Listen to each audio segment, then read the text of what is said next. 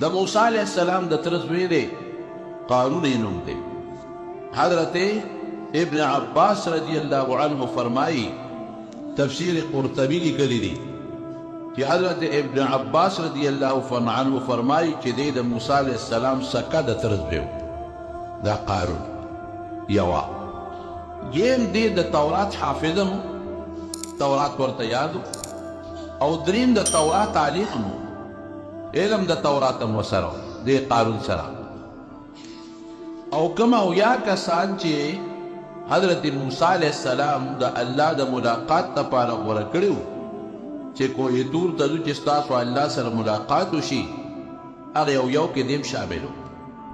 هغه او یو کسانو سره الله خبرې وکړي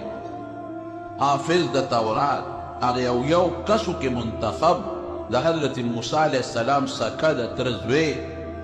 او هغه کوه تور کې د الله خبرې مو سره شوي دي او منافقو مال یې ډېر زیات دومره مال چې تفسیر روح المانی کې یو لوی عالم دی عطاء ابن ابي رباح هغه وی د یوسف علیہ السلام یو خزانه و چې هغه په ځمکه کې ښخه کړې وه هغه د په لاس راغی ډېر زیات مالدار قرآن حکیم کې الله تعالی فرمایي دومره مال یو هم دومره مال ورکړیو چې د هغه مال چابیانې چې دي ما ان مفاتحه لتنوء بالعصبة اولي القوه چې یو لویه ډله چې هغه به د مضبوط طاقت خاوندان و چابیانې به هغوی ګرځولې نو تاسو اندازه ولګوئ چې چابیانې دومره دي چې یو کس یې نشي ګرځولی دوی نشي ګرځولی درې نشي ګرځولی یو لویه ډله هغه چابیانې ګرځوي او چې کومه ډله هغه چابیانې ګرځوي نو هغه هم د ښه مضبوط طاقت خاوندان دي نو چې جرندې به څونه وي او جرندې بیا چې څومره به وي نو اندازه ولګوئ چې یو جرنده به یو کوټې ته او یو محل ته والې کېدله چې هغه محلونه او کوټې به څومره وي او په هغې کې به مال او دولت څومره و ډېر مالدار و په لاره چې به روانو اعلا قیمتي جامې به یې چولې وې قیمتي او اعلا قسم لباس به ودرې خم او په عجیبه انداز به روانو نوکران به ترې مخکې روستو نو خلک به ورته پسې پس خېدل یا لیتنا اوتي مثل ما اوتي قارون افسوس چې داسې مال زمونږ هم وي لکه د دې قارون چپ دی نیکانو خلکو به مه پسخېږئ ونه مه پسخېږئ دا د دنیا مال او دولت دی قارون یې په غرور کې اچولی دی مال او دولت دی مال او دولت د قارون ته ګورې پام کوئ چې ونه پسخېږئ حضرت موسی علیہ السلام ورته نصیحت شروع کړ پې ګوره دا مال الله درکړی دی یو وخت به دنه الله والي او په تش کفن کې په سپینه جامه کې به ګورې الله لځي دا چې څومره دولت در سره دي دا د نه ټول په دنیا کې پاتې په دې دولت نشه مه کوه په دې غرور مه کوه یو سپین کفن کې به د دنیا نه ځي او صرف دوه څادرې به ځان سره وړې بل شی وړې نه شي دا مال الله درکړی دی د موسی علیہ السلام مخکې خو به یې غږ نه کو خو خلکو ته به یې څه وې الله راکړی دی دا ما په دې مټو ګټلی قرآن شریف کې الله فرمایي ما ګټلی اوس هم بعضې خلک چې و د الله رسول ور مخکې کې نشه پې دونه غاویری او دونه غالب وي چې هغه وایي نه مړه دا ما ګټلی دی دا ما محنت کړی دی ای د محنت بچیا دا لاس چا درکړی دی دا عقل او دماغ چا درکړی دی دا روغ وجود او دا خپل سترګې چا درکړی دی او دا خشته وجود او دا بچی چا درکړي د خدای نه ویریږ کې راونې وي قسم دی که د ټوپک خلاص کړي کې راونې وي قسم دی که د بچي خلاص کړي کې راونې وي قسم دی که خاندان دی خلاص کړي نو دا خلک به ورته لګي او نصیحت به کوه ده به دا ما په خپلو مټو ګټلی دی دا ما ګټلی دی او کبر به کو غرور به کو ځان پسې به خپې راښکلې ځان پسې به څپلۍ راښکلې او مسلمان یې د نظر نه سره راته وی راشه یاره داسې کومه دا موسی علیہ السلام خو لګیا دی ما ته نصیحت کوي او ما بدنامۍ په خلکو کې چې صدقه او خیرات نه کوي ودرېږه چې د یو کوټې لږ غوندې رچا کړم نو یو ښځې یې پیسې ورکړې او هغې دې ته جوړه کړه چې موسی علیہ السلام کله تقریر کوي او تقریر له پاسي نو ته به پې الزام ولګي نو چې په پیغمبر الزام ولګېد خو برباد شو چې کوم سړی نیکي خلکو له دعوت ورکوي او په هغه د بدو الزامونه به خو تباه کړه د هغه خبره خو بیا څوک نه مني بیا خلک وایي ښه ګیس او ویس چې کوم سړی بل له دعوت ورکوي د عیدې هغه خپله جامه پاکه ساتي جامه کې چې لږ شیرینوالی هم دی نو خلک پې بیا اعتماد نه کوي. خلک وایي مړه څه ورته و کیسه دا کیسه وایي دا ټول ګپ شپ کې و دروغ وایي. نو موسی علیه السلام یې راچکاو نو دې ښځې ولمسولو پیسې وله ورکړې. نو موسی علیه السلام یو ځل بني اسرائیلو کې ولاړ دی او تقریر کوي. دا ښځه پاڅېده بیا کېناسته بیا پاڅېده بیا کېناسته بیا پاڅېده بیا کېناسته. بس حضرت موسی علیه السلام پیش و. چا پکې اواز هم ورکړه شیطانانو زه له پاسې وایه که نه څه وی چې دا خبره وکړي. الله اوس هغه خوله بندوله او د موسی علیه السلام روح پرې راته. بس چې خبره یې د خولې نه شروع کړه موسی علیه السلام ورته ویې ښه چپ صبر وکړه. لاړ او 2 رکعاته نفل وکړه حضرت موسی علیه السلام. الله ته یې توجه ورکړه او چې 2 رکعاته نفل یې وکړ او بیا راغی دې مجلس ته او د الله نه یې سوال وکړ وایي پروردګاره که زه په حق یم اوس زما مدد وکړې. چې ودرېد هغه ښځې ته یې ویې ای ښځې پاسه ودرېږه ودرېږه. وایي ستا دې په هغه ذات قسم وي چې د اسمانونه یې پیدا کړي او د ځمکې پیدا کړي او موت یې پیدا کړي یو وایه رښتیا خبره کوه. بس ښځه په رپېدو شوه چې د الله نوم یې واورېد او بیا د الله د اسمانونو ځمکو په رپېدو شوه. وایي صاحب رښتیا ووایه. وایي او وایي قارون پیسې راکړې چې په الزام په موسی علیه السلام ولګ دی به بدنام شي بې عزته به شي او بدنام به شي الزام پرې ولګاوه هغه پیسې راکړې. بس حضرت موسی علیه السلام الله ته سوال وکړه الله ډېر ته تنګ یم ډېر کبرجن دی او ډېر زیات ظالم دی او زما دا نیکان مسلمانان ټول رټي او ما پسې دا ستا الله ولیدل خدای راوینیسي. نو الله داسې راونیوه چې سره د کور او سره د خاندان او سره د هغه خپلو ملګرو یې ځمکه او شتورو پکې ورته نه کړه. چغې جوړې کړې ما بچ کا ما بچ کا اے موسی ما معاف کا. الله موسی علیه السلام ځمکې ته ویلی کاږه نور یې براخ کړه بیا چغې وی ویلی کاږه نور یې براخ کړه بیا چغې وی ویلی کاږه نور نو په دا ځمکه کې ورغیب شو. نو نبي علیه السلام مبارک په یو حدیث کې راځي هغې خو نوم نه دی اخیستی او غالبا هم دې ته مراد دی چې دقسې یو کبرجن سړی ځمکې راښکلی دی او په دې پونده تاویږي او ورو ورو لاندې ځي دا د ده دپاره سزا شو. یو روایت کې مې لیدلی یو خبر کې چې رب العالمین حضرت موسی علیه السلام ته وفرمایل چې ډېر چغې درته ووالې نو تاړو رحم پرې ونه وی الله په مې الزام لګولې که دا تا زما مدد نه وي کړې خو د ما جامه خو پلیده شوې وه بیا به مې څه کول. وی څونه فریادونه یې درته وکړل. وی بس فریادونه یې وکړل خو زه یې ډېر خفه کړې مو ډېر یې غوسه کړې. وی قارون ډېر سپېر و چې تا ته یې چغې والې که ما ته یې دغه وخت یو چغه هم والې ونه ممکن ده چې ما پرې خپل رحم دا د دې ظالم او نور منافقان ورسره ملګري وو خاندان ورسره ملګري وو دا د بني اسرائیلو ملګري ځمکې راښ کړه څه شو دولت یې څه شو قوم یې څه شو. قرآن شریف کې الله فرمایي نه قوم بچ کړه نه دولت بچ کړه نه مال بچ کړه. مال او دولت او قوم هر څه سر وخوړه ولاړل برباد شو. دا یو سرکشي. بیا سرکشي شو په پیغمبرانو به یې نخرې کول په پیغمبرانو به یې الزامونه لګول. 2 وخته الله ووایه بیت المقدس په اصل کې ابراهیم علیه السلام جوړ کړی و بیت الله هم جوړ کړی و بیت المقدس بیت الله چې جوړو نو حضرت اسماعیل علیه السلام ورسره و او بیت المقدس چې جوړاو نو حضرت اسحاق علیه السلام ورسره خو د ابراهیم علیه السلام نه پس بیا چې بیت المقدس په کوم ناشنا انداز جوړ کړ نو حضرت سلیمان علیه السلام جوړ دومره بهترین انداز کې جوړ کړ چې په پیریانو دیوانو لګیا د خدمت کوي او د ځمکې نه ورله هیرې او جواهرات او ملغلرې راوباسي د دریابونو نه وله راوباسي او د سرو زرو نقش و نگار یې پکې وکړه د سرو زرو د سپینو زرو او قیمتي هغه ملغلرې او هیرې یې پکې ځای په ځای ولګولې او خشته خشته ټایلونه بهترین. اوس هم بیت المقدس جومات په 15 جربه کې دا جومات 15 جربه کې او اوسنی چې کوم جوړ دی اوس خو خیر یهودیانو په قبضه کې اخیستی اوس هم د هغوی په قبضه کې دی. نیم هغوی قبضه کړې ځان یې پکې خپله عبادتخانه جوړه کړې ده او نیم مسلمانانو ته پرېښې دي مسلمانان پکې عبادت کوي خو چې کوم نیم مسلمانانو ته پرېښې دي نو چې څوک خوښي عبادت ته یې پرېږدي او چې څوک خوښي نه یې پرېږدي خو دا د ظالمانو په قبضه کې. اوس یې وي داسې ټایرونه پکې لګولي دي په بیت المقدس په جومات کې داسې ټایر لګېدلي دي دوی لګیا دي کوشش کوي چې روانې کړي منافل حال یې پې وسته دی برابر شوی چې په هغه ټایرونو کې د سلطان صلاح الدین ایوبي عکس ښکاري وایي چې مخامخ ورته ودرېږې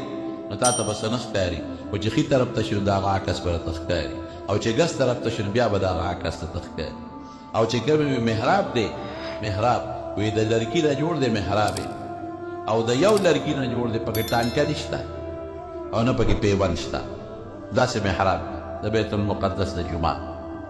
او ډېر لوی یو وخت کې د مونږ قبله وه نبي علیه السلام مبارک سره پاس 14 میاشتې بیت المقدس طرف ته مونځ کړی دی بیا دا قبله منسوخه شوه او بیت الله طرف ته حکم راغی فولي وجهك شطر المسجد الحرام چې بس فولوا وجوهکم شطره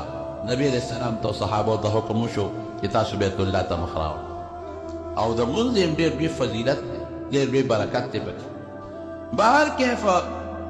سلیمان علیه السلام جوړ کړو یو ناشنا جومات یې جوړ کړو بني اسرائیل دا یهودیان به پکې خپل مونځ عبادت به پکې کوو نافرماني یې جوړه یو نافرماني نه ډېرې زیات د حضرت داود علیه السلام په زمانه کې دی باندې داود علیه السلام چې پیغمبر و سلیمان علیه السلام نه پس د داود علیه السلام چې د داود علیه السلام په زمانه کې د سلیمان علیه السلام نه مخکې نو هغې کې هم دی نافرمانی کړی دی پیغمبر موجود دی یو کلی ایله ورته وایي د بحر قلزم په غاړه دا کلی بادو باغه وه دا ایله او د مدین او د کوه طور په میانځ کې دا کلی د بحر قلزم په غاړه نو الله تعالی خو ازمایښتونه امتحانات راولي نو داود علیه السلام په ژبې په دوی دا پابندي ولګوله چې تاسو به د خالي پر ښکار نه کوئ د دریاب په غاړه اوسېدل نو دوی به دا کبان خوړل ښکار به نه کوئ نو به دوی ډېر ښه نو الله په امتحان راوست د خالي پر ورځ بیا کبان زیاتې په دغو ورځو به کم او د خالي په ورځ به دومره کبان وي چې په دریاب پورې اوبو د پاسه به داسې چپې یې والې او منډې به یې والې قرآن شریف کې الله فرمایي واسألهم عن القرية التي استأتيهم حيطانهم يوم سبتهم شرعا دا کبان به د خالي په ورځ باندې چت په دې اوبو د پاسه به داسې ښکارېدل ويوم لا يسبتون لا داسې به نو بیا د خالي د ورځې نه علاوه نو پابندي پې ولګوله چې کبانو ښکار به نه کوي د خالي په ورځ الله ډېر کړ نو دوی به څه چل کوو دا مختلفې ډلې شوې چا داسې چل به و ډنډونه به یې جوړ کړل نو د خالي په ورځ باندې به هغه ونه خو ویسته نو کبان خو به ډېر ډنډونو ته به رالل نو چې رابلل نو کبان خو به ترې بیا تلل نو دوی به ورپسې ورخ بند او د اتوار په ورځ به یې راوویستی هلکه دا ښکار د خالي دا وایي مونږ خو د اتوار په ورځ دا د کبان راوباسو د خالي خو یې نه راوباسو چا به دا چل وکړو چې غټ غټ جالونه به یې راوړل د خالي په ورځ به یې په کبانو ور واچو نو کبان به پکې ګیر شو نو د اتوار په ورځ به یې هغه جالونه راوښکل په هغه ورځ به یې نه راوښکل دا هیلې به یې جوړول یو سړي رشوت ته چا نه اخیستی نو ما یې لکه دا رشوت دې واخیسته دا ګناه دا مه کوه نبي علیه السلام فرمایي الراشي والمرتشي کلاهما فی النار رشوت ورکوونکي اخیستونکي دواړه به اور کې پراته دي سودي به پکې دا رشوت دې ولې واخیست وایي نه وایي ما خو ته رشوت نه اخیستې خو یې دا خو یې پخپله راکړه وایي صدقه یې راکړه مې صدقه په تا کې دا خو دونه غټ موټر دی چې دا 15 لاکو موټر کې ګرځي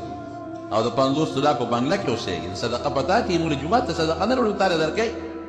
هغه غریب ته پته ده چې که دا صدقه نوم د صدقې دی وله ورکړه که دا شی وله نه ورکړو نو بیا راله کار نه او پخپله څوک چې راله نه ورکوي په هغه ته پته ده که وله ور نه کړم بیا راله کار نه کوي نو خلک ورته دا مطلقې ایلې باندې خلک دې حرامو نه جوړوي په هیلو بانو باندې ګورې حرام ډول نه حلالي نو حضرت داود نو قوم یې څلور ډلې شو یو ډلې به همدغه د خالي په ورځ ښکار دویمې ډلې منې کول وي به کوې درېیمه ډله داسې وه چې هغه چپ چاپ ویوي موږ دوی په قبرونو کې خو نه اوسېږو نه به دوی به زموږ قبرونو له ځي دوی پېښه او کار یې پېښه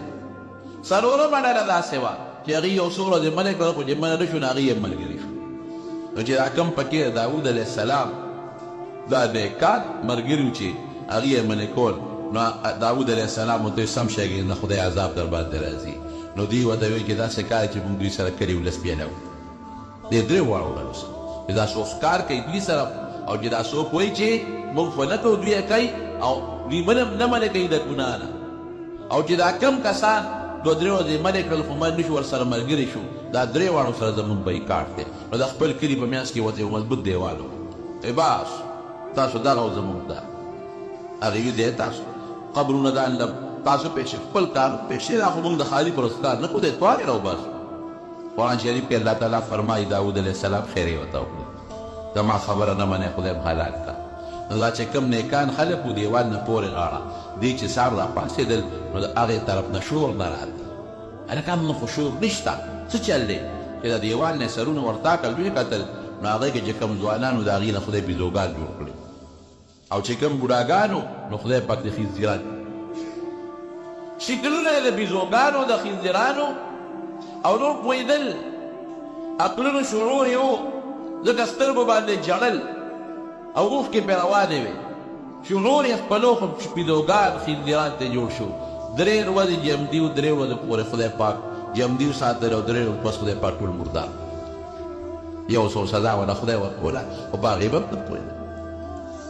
حضرت زکریا علیه السلام سره څونه ظلم کړی سړی حیران شي سپینګیري او پیغمبر د الله پیغمبر او سپینګیري پیغمبر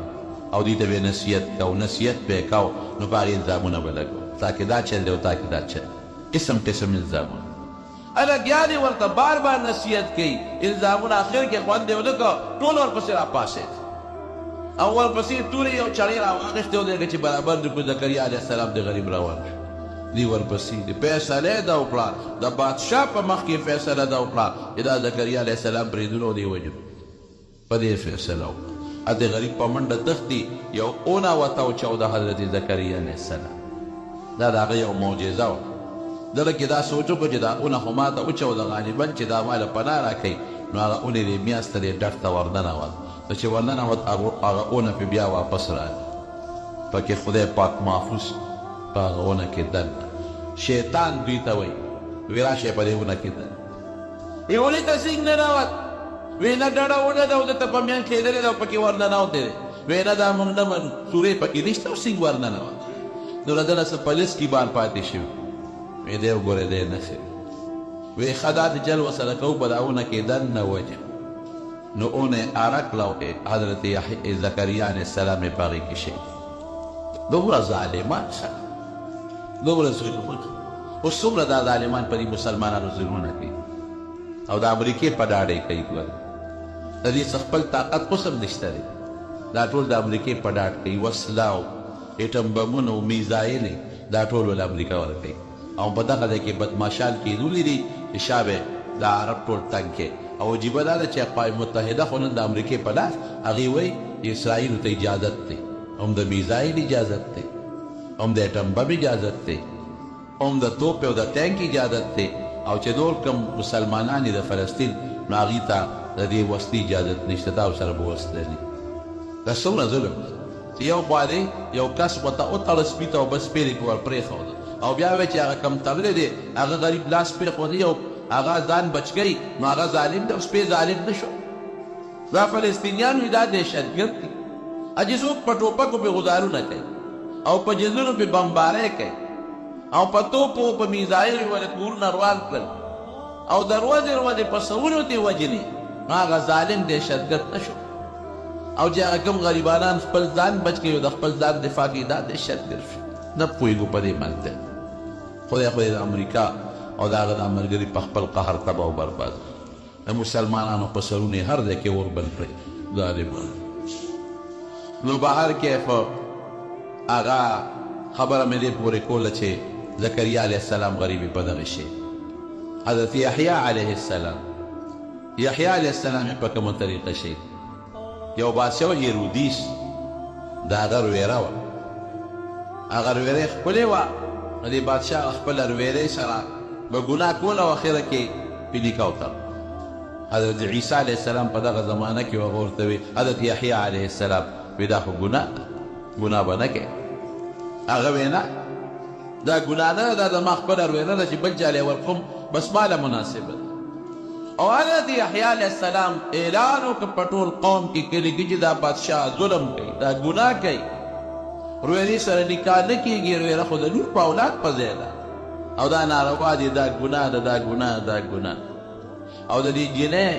مور هم په دې رضا وه چې زما دا لور دی خپل تره سره یي د هغه بادشاه دی د مونږ هم پکې مزي وي یو ځل دې مور دې لور ته وویې وایي چې ته دې تره له وردې نن ځان ښه ډولېږه ډول سینګار وکړه جنۍ ډولېم به او شراب وله ورکه او چې کله یې دا تره دا بادشاه د شرابو په نشه کې شي نو ورته ووایه چې زه به هله تا سره ګناه کوم چې دا یحیی علیه السلام حلال کړي چې دې نه حلال کړی او دا مشورې وله خلکو هم ورکړې چې دې د مخې نه خوا کې بیا به مزادي دا خو دې وایي چې دا ګناه ده چې دې مړ شي بس بیا چې کومه ګناه خوښوي هغه به کوئ اوس هم خلک داسې کوي چې د نکاح نه کړي د مخې نه خوا که بس بیا چې څه خوښوي بیا به جنۍ چې ډول سینګار خپل وکړ ورغله او په شراب یې پیوس کړ ویې نه عالمه ما له ګوتې راوړی چې یحیی علیه السلام سر الله ونډو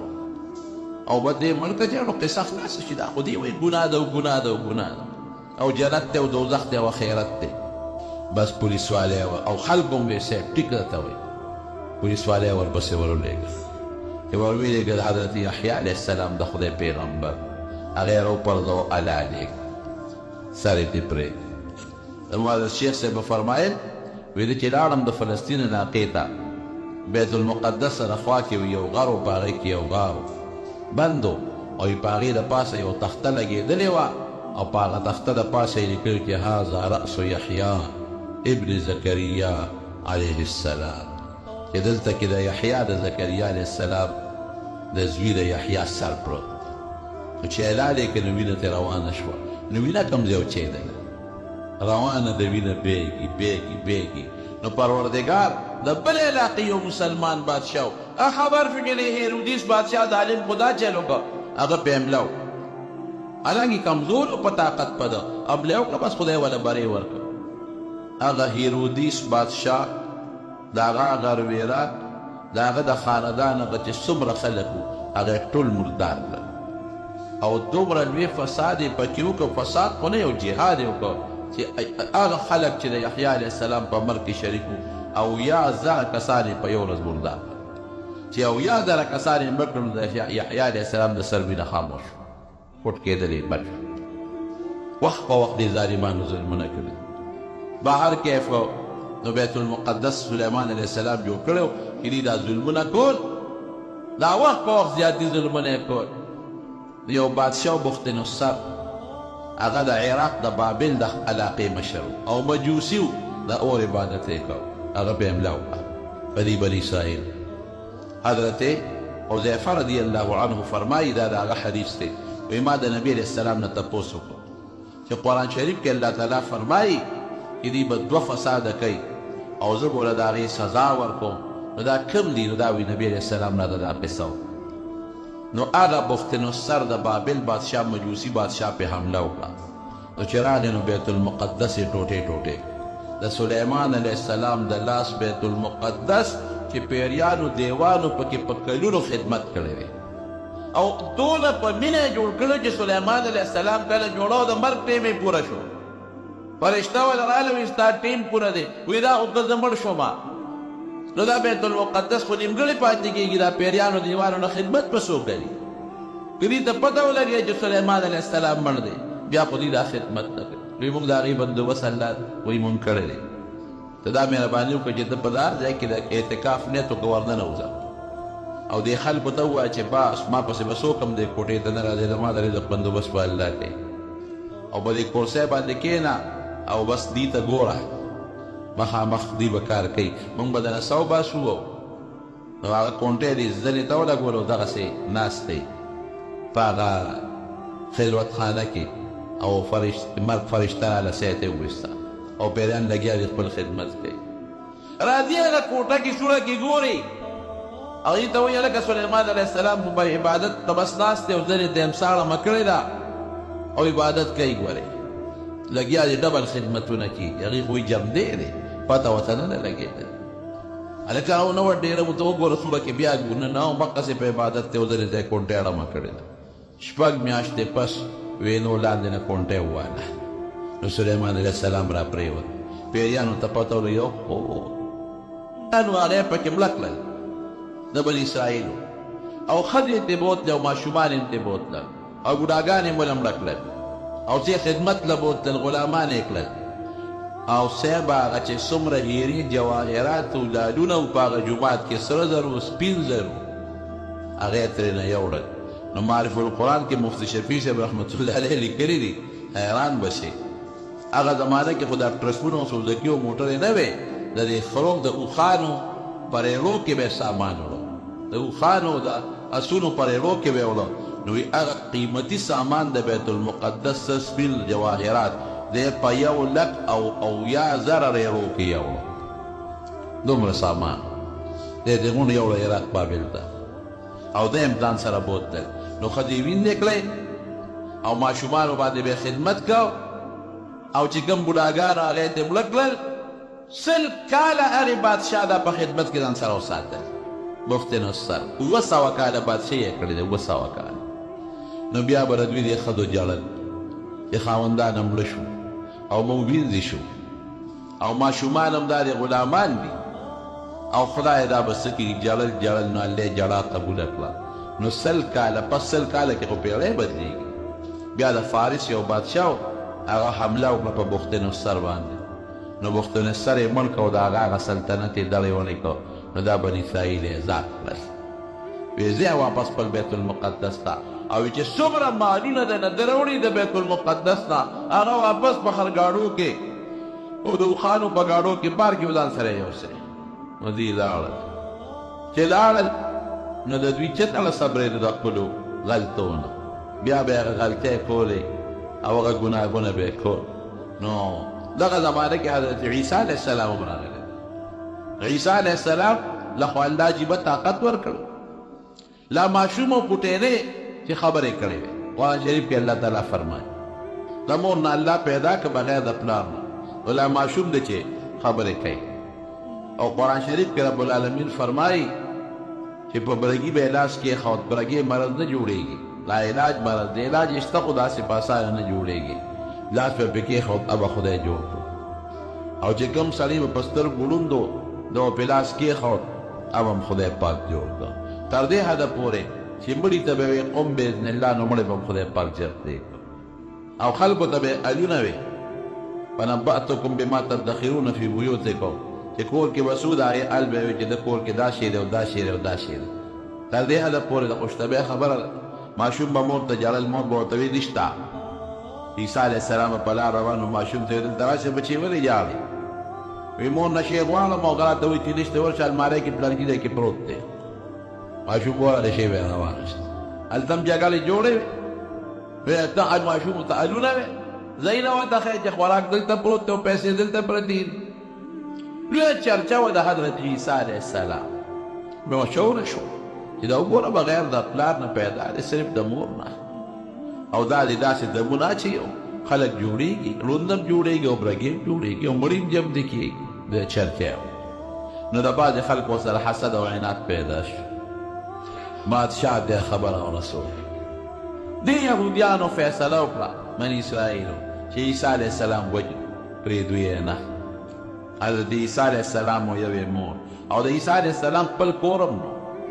هغه عجیبه ژوند تېر کړی دی داسې ژوند یې تېر کړی دی چې نه یې کور شته نه یې بیبي شته ښځه شته یوې مور ده او یو دی دی او نه د هغه ژوند یې تېر کړی دی د دولت او د پیسو نه بس دا په پیغمبرانو کې داسې پیغمبر و اسم ورسره نو یو کوزه به یې ګرځول یو به یې مسواک ګرځول او یو به یې ګمنځ ګرځوله او یو به یې پیاله ګرځوله نو یو ځل چاته یې وکتل چې هغه په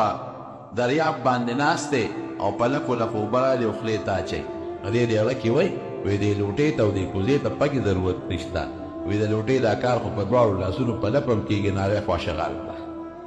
نو یو ځل یې بل سړي ته وکتل چې هغه مخ ووینځه نو عیسی علیه السلام ورته کتل نو هغې سړي دا ګوتې راواخېستې او دې ږیره کې ورکولې په دې خپلو ګوتې یې ږیره ګمنځوله نو ګمنځ یې خوا وغورځوله وایي دا کار خو په لاس هم کېږي بس یو مسواک به یو دی او یوې مور ګرځېدل دا د هغه خپل یعنې په شریعت کې که یو سړی پیسه جمع کوي یا یو سړی ځان له کور جوړوي زمونږ په شریعت کې یا یو سړی ځان له ځمکه جایداد تجارت کې نو منع نه دی دا جایز دی چې د بل د سوال نه او د بل د محتاجۍ نه پې بچې او د نیکۍ کارونه پکې کوې. نو دې بادشاه او یهودیانو ورته سازش او سکیم جوړ کړ چې عیسی علیه السلام وایي. هغه ته خو پته و چې زکریا علیه السلام یې د ما نه مخکې هغه کړی دی او د یحیی علیه السلام نه سر پرې کړی دی. نو د ده خاص ملګري حواریین به یې ورته ویل، هغوی سره په یو ځای کې دی ناست و. نو یو سړي پې سیډ یې وکړه، بادشاه ورپسې ګرځېده سره د پولیس والا او د فوجه. نو یو جاسوس پې سیډ یې وکړه پلانکي کور کې دی. نو دوی ورته ویې داسې وکړه چې ته مخکې ورننوځه، نو چې ته په کومه کوټه ورننوځې نو موږ ته پته ولګي چې عیسی علیه السلام په دې کوټه کې دی، نو موږ به درپسې درننوځو. ویې ډېره ښه ده. نو جاسوس په هغه کوټه ورننوت. نو چې ورننوت نو عیسی علیه السلام ته خپلو ملګرو ویې صاحب دا جاسوس دی دا دی ګوره راغی او فوج او پولیس ورپسې دی.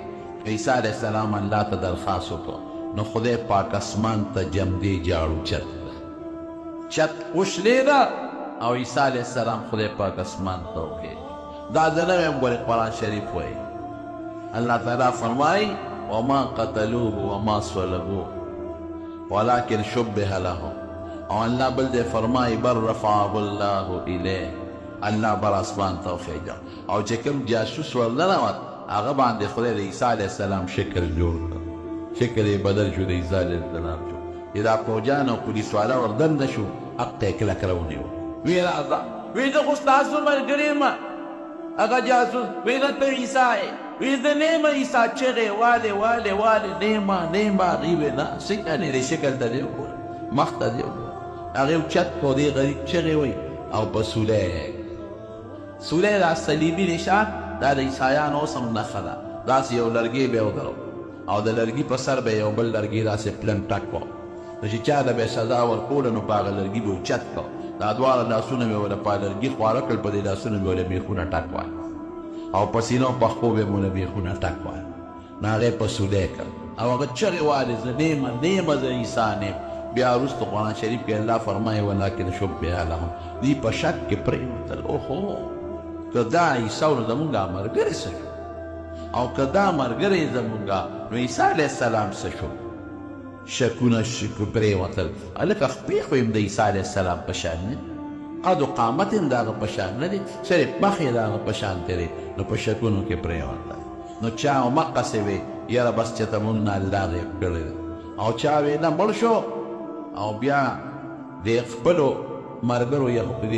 حواریینو هغې پټ کړی دی، چېرته وتښتولی دی. دا شکونه یې پړه کې ور واچو. خو خیر د عیسایانو نظریه خپله دا ده چې عیسی علیه السلام هم وجلی دی او دوی وایي دا د خدای زوی دی، مسیح ابن الله ورته وایي. بیا خپل پلار جمدې کړی دی او بر یې عرش ته خیجولی دی، اوس خپل پلار سره په عرش ناست دی. العیاذ بالله. او زمونږ عقیده دا ده چې نه دی جمدې جاړو خدای اوچت کړی دی. ملګرو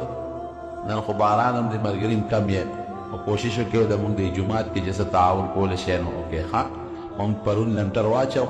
خو تقریبا 1.5 لک روپۍ مو د بل نه قرض کړي دي ولا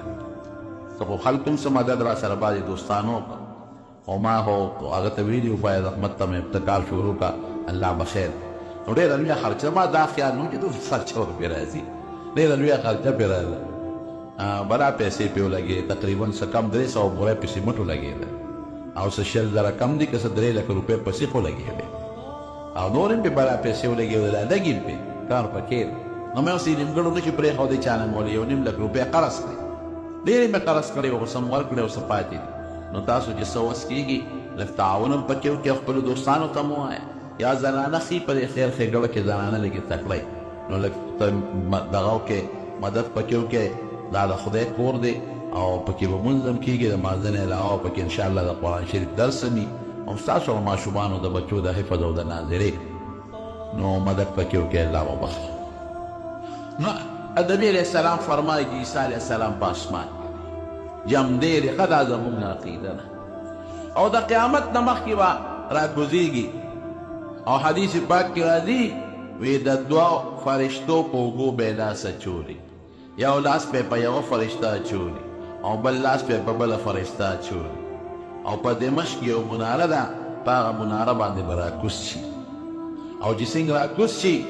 نو زموږ د پیغمبر علیه السلام په شریعت به لګی دی به خپل عمل کوي ګوره د نبي علیه السلام په شریعت او واده به هم کوي د نبي علیه السلام په امت کې او عمل به په قرآن باندې کوي او نبی علیه السلام فرمایي چې دی راکوزېږي بادشاه به ګوره ستاسو خپلې حضرت مهدي علیه السلام دا به یو نیک سړی وي دی به بادشاهي د هغه په بادشاه کې به راکوزېږي او دجال سره به مقابله کوي دجال به وجني او بیا به بادشاهي کوي د عدل او د انصاف او فیصله به زموږ په شریعت کوي نو چې بیا وفات شي نو د نبي علیه السلام که به کوټه مبارکه کې چې حضور پاک مبارک دفن دی او حضرت ابوبکر او حضرت عمر رضی الله عنهما ورسره دفن دي هغې کې د یو قبر دی خالي دی هغې کې به دفن کېږي نو دا د یهودیانو بل سازش او ظلم او چې دا ظلمونه یې کول نو بیا پې خدای پاک د روم یو بادشاه و هرقل پې خدای مسلط کړ نو هغه راغی حملې پې وکړه په دې یهودیانو بني اسرائیلو نو دی اریس پاریس کړل په سوونو زرګونه یې پکې مړه کړل او بیا خپل غلامان کړل او ښځې ولوي ځې کړلې نورونو دا خبره مې دې پورې کوله چې دا شرپسند خلک ډېر شوي خدای پکې ډېر زیات پیغمبران په زرګونو پیغمبران الله په دوی کې رالېږلي او داسې به نه وه زموږ نبي علیه السلام مبارک خدای ټولو خلکو ته یو شان پیغمبر و تر قیامته پورې چې څومره دي ابه هر یو قوم ته خپل خپل پیغمبر یو قوم ته یو پیغمبر بل قوم ته بل پیغمبر بل قوم ته بل پیغمبر بل ته بل لیکن په هغې کې به هم نخرې کول پیغمبران به یې وجل او دا او د پیغمبرانو خاص ملګري به یې وجل او الله به ورله سزاګانې ورکول کله یې پې تندرونه رافلاس کړي دي او کله یې په زلزلو تباه کړي دي او کله یې په ځمکه وردننه کړي دي دا د عبرت واقعې حضور پاک مبارک او په قرآن شریف کې رب العالمین ذکر کړي زموږ ستاسو د عبرت لپاره او بار بار بني اسرائیلو ته هم وایي چې تاسو مشرانو ظلمونه کړي دي باس اوس توبه وباسئ مسلمانان شئ او موږ ته هم وایي چې د هغې د نخرو په شان نخرې مه کوئ د هغې د کبرونو په شان کبر مه کوئ او د هغې د ګناهونو په شان ګناهونه مه کوئ او پیغمبران خو نشته خو د پیغمبرانو خلیفګان او نایبان شته چې هغه عالمان دي پیغمبر چې کوم کار کوه هغه نن سبا پیغمبر دین رسه امت ته او خلکو ته یې مزدونه خور او خلکو ته یې د نیکۍ دعوتونه ورکړو او د خلکو یې د ګناه نه نفرت پیدا کو او د دین خبرې ورته بیانولې دا نن سبا عالمان کوي نو د عالمانو پسې ټوقې ټقالې ملنډې سپکې دا به نه وی تا ته خپل دین ښایي او که دې وکړل څنګه چې الله بني اسرائیلو له په مختلف وختونو کې سزاګانې ورکړې دي دقسې سزا به تاسو له درکړي نو خدای دې مونږ د هغې د هغه نقش قلم د هغه سپېرو د هغې د هغه سپېرتوبونو نه په امن و امان کې وساتي او الله دې د دنیا او د آخر خیر او برکت نصیب کړي او خدای دې د دنیا او د آخر د شرونو نه په حفاظت کې وساتي دا د اخلاص نه دعا وکړئ د باران لپاره باران خو ډېر ښه دی ډېر ښکلی باران دی د رحم ځکه دې ورځو کې دغه ته هم ضرورت دی غنمو ته هم ضرورت دی فصلونو ته هم ضرورت دی سوکړه ده او خصوصا د غرونو علاقو کې چې کوم دشتې دي هغې ته د باران ضرورت دی خو دا دعا وکړئ چې خدای پاک د رحم باران او خدای پاک هم د قهر او د غضب د باران نه وساتي او زمونږ د جومات ته هم دعا وکړئ چې دا کم کان پکې پاتې دی دا د اخلاص دعا وکړئ چې خدای پاک یې په خیر تکمیل ته ورسوي او الله د منځګزارو د عبادت لپاره د دې محلې د کندي د خلکو د ماشومانو د عبادت لپاره او د بهر راتلونکو میلمنو د عبادت لپاره یو لوی مرکز ثابت کړي او خدای پاک د قرآن شریف او د دین د مدرسې او د قرآن یو لویه مدرسه وګرځولې کړي او چې چا پکې د مال او د بدن اخلاص کړی دی مدد یې کړی دی خدای هغې له د هغې اجرونه په دواړه جهانه ورکړي چا چې هر قسمه تعاون دی جومات کې مونږ سره نو خدای ته ورله د هغې بدل په دواړه جهانه ورکړي